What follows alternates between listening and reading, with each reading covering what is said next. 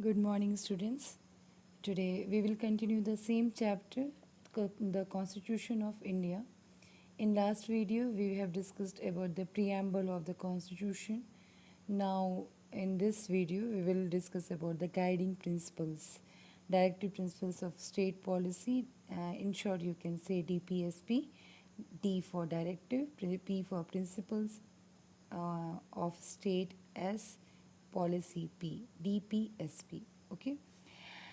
Um, gu- the directive principles of state policy means these are the some guidelines which constitution is having to instruct or to help the government to understand the constitution in a better way and to execute the constitutional law or rules to the country in a proper way.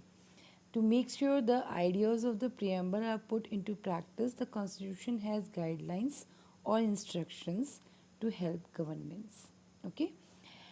इस चीज़ को assure करने के लिए कि जो preamble में जिस चीज़ का सपना देखा गया, जिस चीज़ की जो आइडिया रखा गया, जो न्यू इंडिया का आइडिया रखा गया, वो प्रॉपर प्रैक्टिस में हो रहा है, हो जाए, इसके लिए जो है कॉन्स्टिट्यूशन में कुछ गाइडलाइंस हैं, कुछ इंस्ट्रक्शंस हैं, कुछ हेल्प है गवर्नमेंट के लिए, जिसके हेल्प से गवर्नमेंट जो है पॉलिसीज़ को बनाते वक्त इन सारी चीज़ों का ध्यान रखेगा जो एक कॉन्स्टिट्यूशन चाहता है अपनी कंट्री से। कैसी कंट्री इंडिया, एक कैसी कंट्री बनाना चाहते हैं इंडिया को, उस चीज़ को एश्योर करने के लिए कॉन्स्टिट्यूशन में कुछ गाइडलाइंस हैं जो कि गवर्नमेंट को फॉलो करनी चाहिए। ये कोई कंपल्सन नहीं है, ये कोई लॉ नहीं है, ये गाइडलाइंस हैं सिर्फ। लॉ होता है तो उसको फॉलो किसी भी तरीके से करना ही करना होता है, लेकिन अगर गाइडलाइंस हैं, अगर मैं आपको क्लास में कोई रूल बना दूँ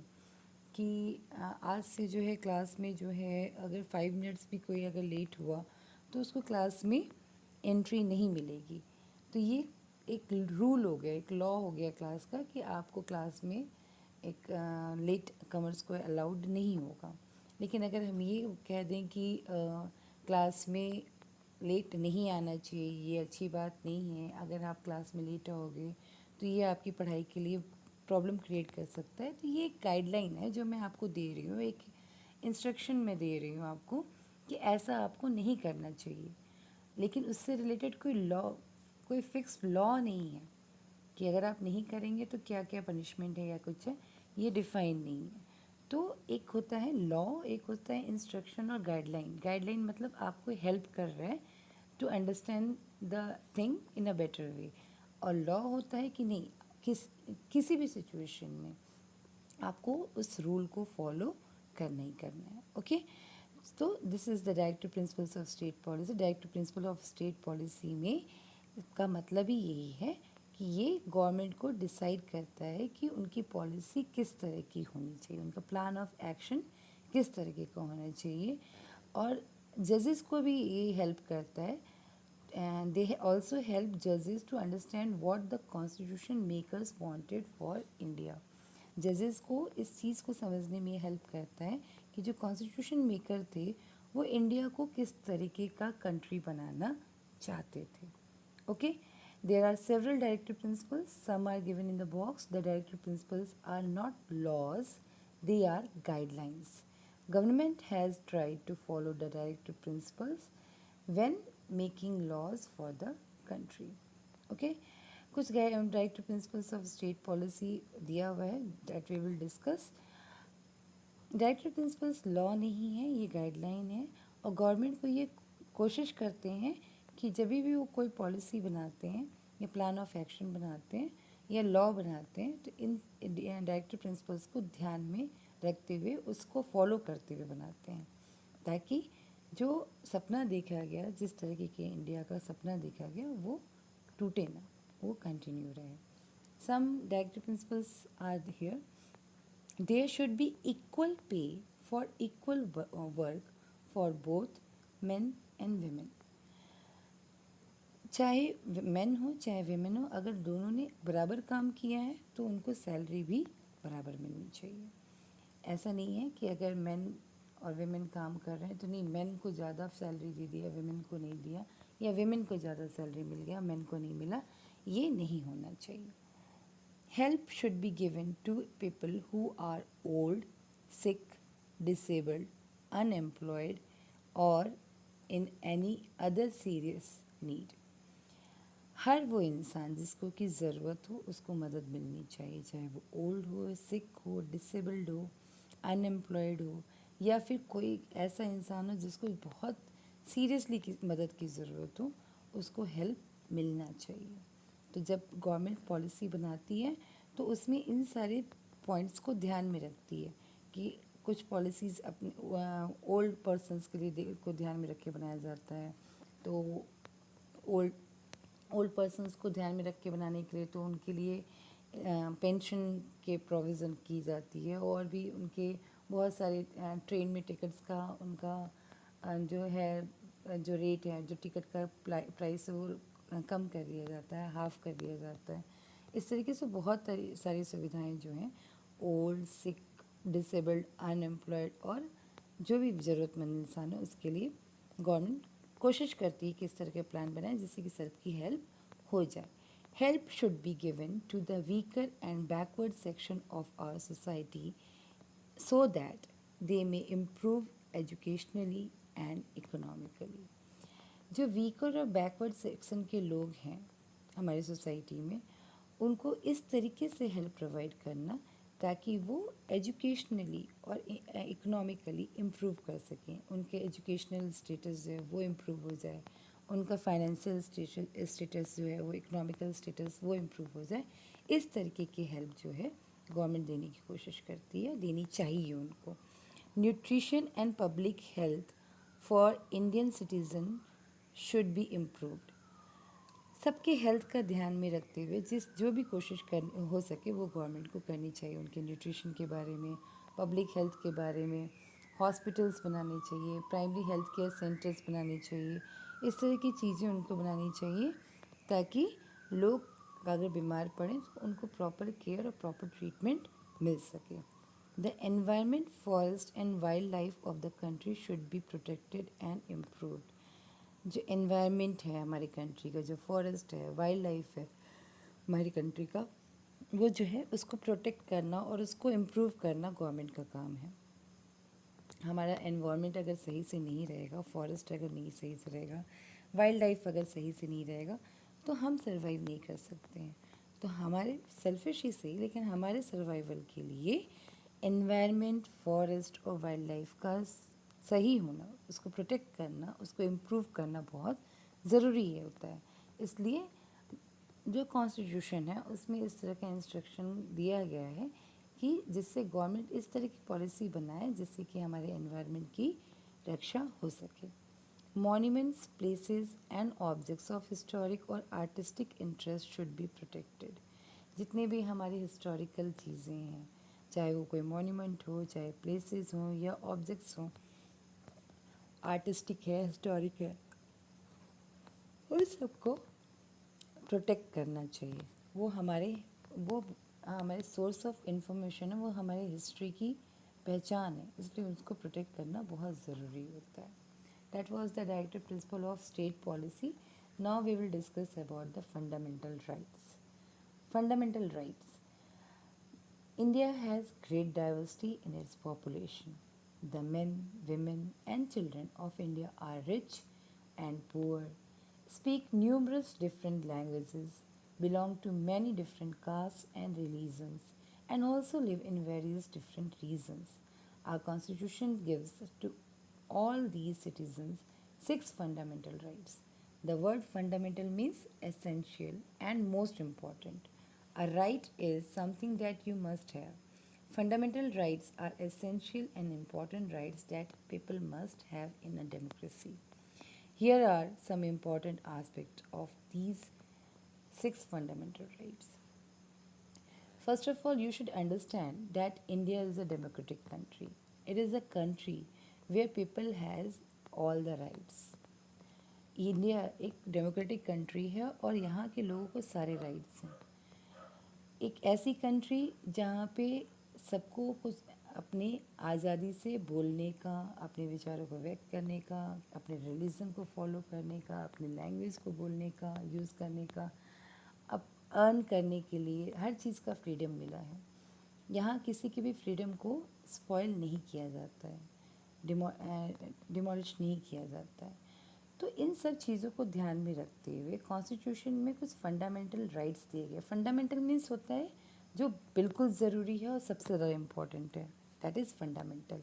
और राइट्स मतलब कुछ ऐसा जो मतलब एक इंसान के पास होना ही होना चाहिए, एक कुछ कहने की आज़ादी, कुछ करने की आज़ादी, ये सारे उनके राइट्स होते हैं।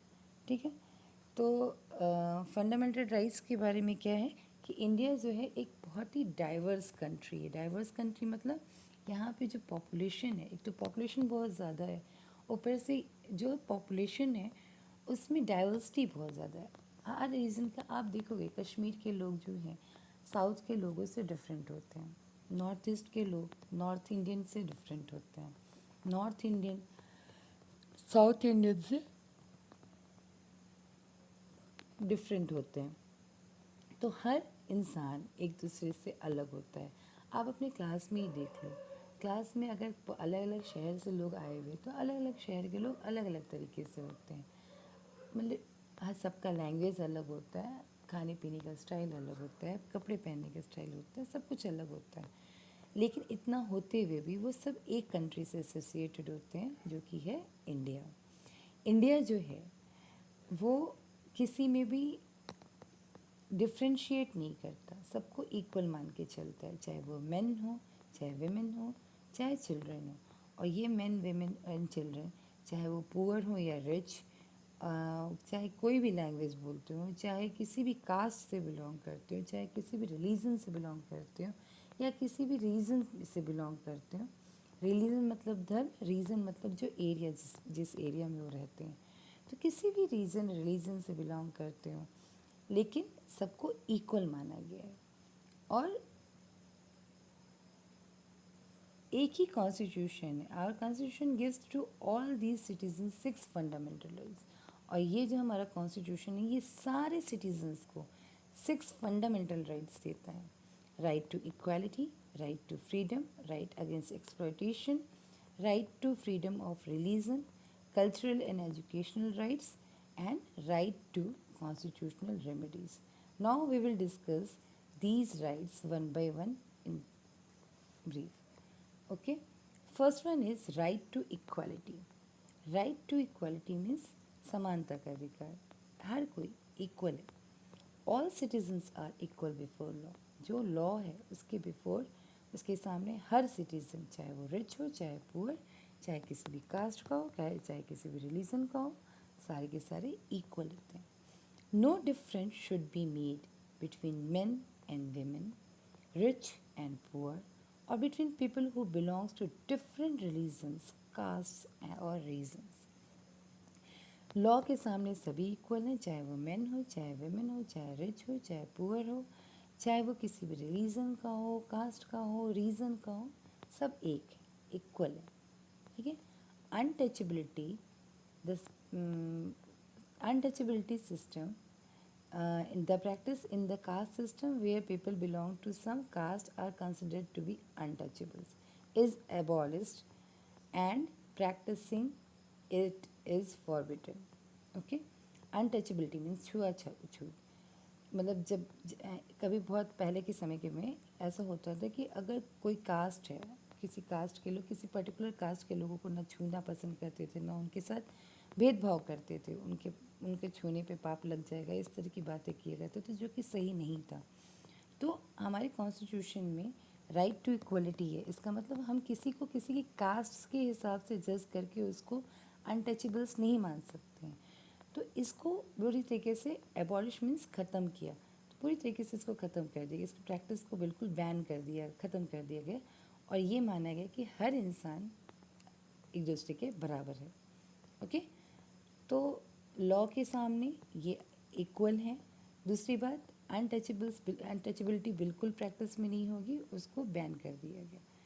Right to freedom, second fundamental right is right to freedom. Freedom of speech and expression means ये एक ऐसी कंट्री है जहाँ पे सारे लोगों को ये फ्रीडम दिया गया है कि वो जो भी सोचते हो, उनके जो भी विचार हैं, चाहे वो किसी भी चीज़ के फेवर में हो या अगेंस्ट में हो, लाइक गवर्नमेंट के फेवर में हो और गवर्नमेंट के अगेंस्ट में हो तो भी उसको रेस्पेक्ट करना है। मीन्स अगर कोई इंसान है जो गवर्नमेंट को सपोर्ट नहीं करता है और गवर्नमेंट है किसी पर्टिकुलर पार्टी की, तो उसके अगेंस्ट वो बोल सकता है। आप ये नहीं कह सकते कि हम इस पार्टी का गवर्नमेंट है तो आप उसके अगेंस्ट नहीं बोल सकते, नहीं तो आपको पनिशमेंट हो जाएगी। नहीं, ऐसा नहीं होता है। Freedom to speech, freedom of speech and expression सबको मिला हुआ है। जो जिसके सही लगता हो या गलत लगता हो वो उस हिसाब से अपनी बातें रख सकता है। Protection of a person's life and freedom, इसमें ये राइट दिया गया है कि हर कोई इंसान जो है अपनी लाइफ को प्रोटेक्ट कर सकता है, उसके लिए चाहे वो कुछ भी करे वो गलत नहीं है, और अपनी फ्रीडम को प्रोटेक्ट करने के लिए वो कुछ भी कर सकता है। ठीक है, अगर कोई किसी की फ्रीडम को फॉरबिडन कर रहा है, किसी की फ्रीडम को वो छीन रहा है, या किसी के प्रोटेक्शन की बात है कि अगर किसी की जान खतरे में है तो उसका हक है। कोई भी इंसान किसी भी दूसरे इंसान को बंदी बना के नहीं रह सकता, बंधुआ बना के नहीं। बंधुआ मतलब आप ज़बरदस्ती अपने यहाँ काम कराना, उसके बदले में पैसे भी ना देना, ये सारे काम वो कोई नहीं कर सकता। हर इंसान इस कंट्री में आज़ाद है। Right against exploitation, exploitation means to treat someone unfairly, especially making people work for no money or very little money. exploitation मतलब होता है किसी को के साथ अनजस्टिस करना, मीन्स उसके साथ फेयर नहीं रहना। ठीक है, और उसको मीन्स परेशान करना, उससे फ्री में अपना सारा काम करवाना और उसके बार बार उसको परेशान करना, तो ये होता है एक्सप्लॉयटेशन। और इंडिया में किसी को भी हक नहीं है कि वो किसी भी इंसान को एक्सप्लॉयट कर सके। कभी कभी होता है कोई इंसान गरीब है, उसकी गरीबी का फ़ायदा उठा के लोग उससे बहुत सारा काम करवा के छोटा थोड़ा मोड़ा पैसा देके छुट्टी पा लेते हैं, लेकिन ये एक्सप्लॉयटेशन है और इसके अगेंस्ट लोगों के पास राइट है, कोई किसी को एक्सप्लॉयट नहीं कर सकता है। No child below the age of 14 year should be employed in any place that may be dangerous to health. किसी भी बच्चा जो कि 14 साल से कम जिसकी उम्र है वो उससे किसी भी तरह का काम नहीं कराया जा सकता है, ख़ास तौर से ऐसा काम जो उनके हेल्थ के लिए डेंजरस हो। No one can force people to work without payment और फॉर वेरी लिटिल पेमेंट। कोई भी इंसान से ज़बरदस्ती काम नहीं कराया जा सकता, या ऐसा नहीं हो सकता कि उसका काम करवा लिया और जितना उसका पैसा बनता है उससे उसको कम पैसा दिया या नहीं दिया। कई बार ऐसा होता है, कई लोगों को बहुत बंदी बनाकर अपने यहाँ रख के उनसे सारे काम कराए जाते हैं और उसके बदले में उनको कुछ भी पैसे नहीं दिया जाता है, तो ये गलत है और इसके प्रति फ़ाइट करने का उनके पास राइट होता है। Right to freedom of religion, next right is fundamental right is right to freedom of religion. Citizens are free to follow any religion that they wish to. किसी भी तरीके का कोई भी रिलीजन हो वो उसको फॉलो करने के लिए यहाँ के सिटीज़न फ्री हैं। गवर्नमेंट की तरफ से कोई रेस्ट्रिक्शन नहीं है कि आप सिर्फ पर्टिकुलर कोई रिलीजन को फॉलो करेंगे। It is your wish if you want to follow any religion, okay. They are also free to talk about their religion. और अगर ऐसा नहीं है कि हम किसी को स्टॉप कर सकते हैं कि वो अपने धर्म के बारे में ज़्यादा बात ना करें, नहीं, ये उनका राइट है। वो अपने रिलीजन के बारे में बात कर सकते हैं, इसके लिए वो फ्री हैं।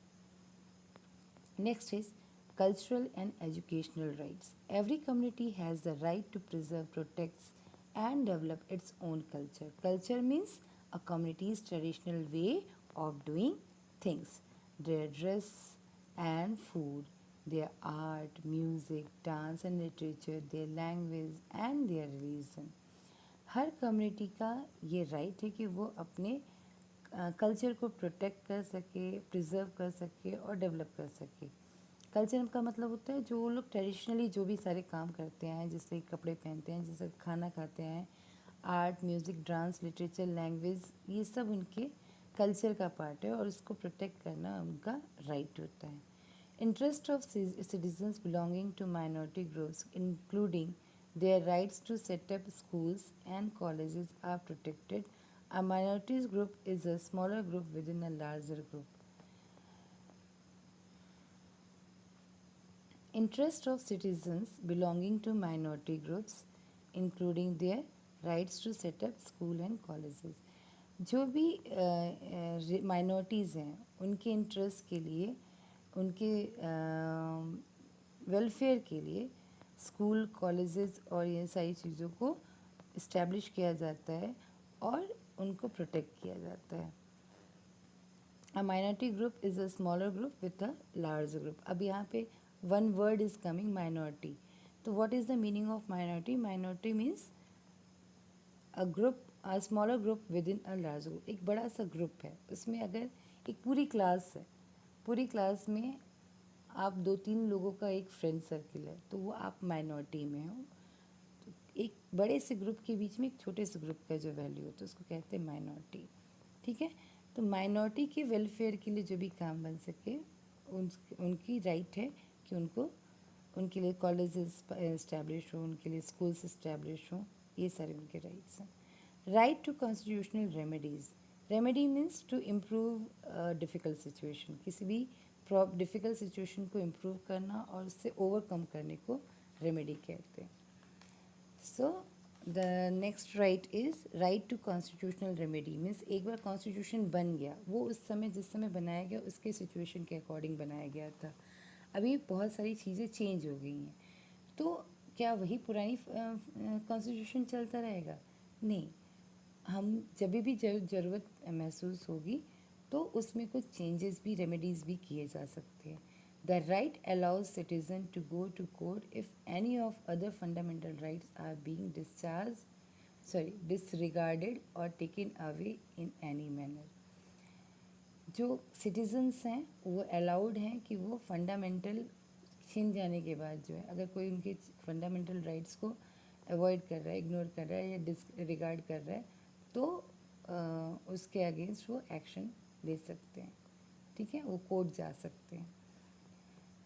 Though the Constitution guarantees fundamental rights to all citizens, we should not exercise our rights in such a way that the rights of the other people are disregarded. हालांकि कॉन्स्टिट्यूशन ने हमें फंडामेंटल राइट्स दिए हैं, सारे citizens को दिए हैं, लेकिन जब भी हम अपने राइट्स को इम्प्लीमेंट करते हैं, एक्सरसाइज करते हैं, उसको एग्जीक्यूट करते हैं, तो हमें इस बात का ध्यान रखना चाहिए कि हम अपने राइट्स को एग्जीक्यूट करने के चक्कर में किसी और के राइट को तो वो डिसरिगार्ड नहीं कर रहे हैं. हमें किसी और के फंडामेंटल राइट को डिसरिगार्ड करने का कोई हक नहीं है. Now fundamental duties. जब भी एक सिटीज़न की बात होती है तो हमेशा वो ये जानने की कोशिश करता है कि what are the rights, being a citizen of a particular country, what are my rights. क्या मेरे राइट्स हैं इस कंट्री का सिटीज़न होने के, इस कंट्री का सिटीज़न होने के लिए. तो अगर आप अपने राइट्स के बारे में सोचते हो तो आपकी कुछ ड्यूटीज़ भी बनती हैं. हम हमेशा अपने राइट्स के बारे में बात नहीं कर सकते. Being the citizen of a country, we should also think about our duties. So some fundamental duties are given in Constitution which we will discuss. Fundamental duties are those duties of Indian citizens towards their country. अपनी country के towards जो भी उनके duties हैं उनको fundamental duties कहते हैं. ठीक है. First duty is to respect the Constitution and the national flag and national anthem. हमारा जो Constitution है, जो national flag है, national anthem है, उन सबको हमें रेस्पेक्ट करना चाहिए. To protect harmony and the spirit of common brotherhood amongst all the people of India. To promote harmony and the spirit of common brotherhood amongst all the people of India. सब में एकता establish करना है, सबको मिलजुल के रहना है और भाईचारे के साथ रहना है. ठीक है. To value the preserve the rich heritage of our entire culture. हमारा जो कल्चर है वो बहुत रिच है और उसको वैल्यू करना भी चाहिए. To protect and improve the natural development natural environment including forest, lakes, rivers and wildlife, and to have compassion for living creature. ये हमारा ड्यूटी है कि हम जो है अपने आसपास के forest, lakes, rivers, wild life को बचाएं, उनको प्रोटेक्ट करें, ताकि हमारा जो एनवायरनमेंट है वो डिस्टर्ब ना हो. And to have compassion for living creature, और जीवों पे दया करना चाहिए. To safeguard public property and to avoid violence. Being the citizen of India, it is our duty to save our public property and to avoid any kind of violence in our campus or outside the campus. So these are the duties which every citizen should follow. And before that, we have discussed about the fundamental rights. Okay, the members of the Constituent Assembly has had a dream about what kind of country India should become. It took 3 years to turn those dreams into India's main laws. This is why India's constitution is considered by many people to one of the best in the world.